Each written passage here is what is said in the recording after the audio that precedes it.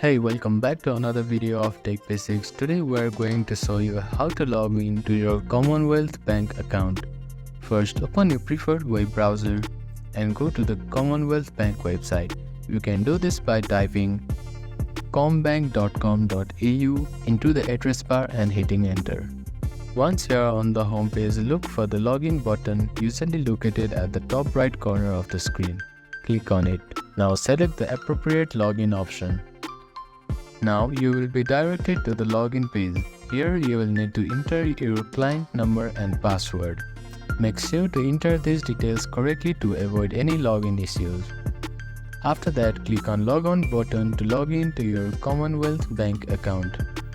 If you have any trouble logging in, make sure to double check your client number and password. If you have forgotten your password, you can use the Forget Password link to reset it.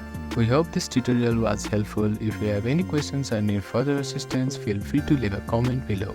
Do not forget to like this video and subscribe to our channel for more tutorials. Thank you for watching.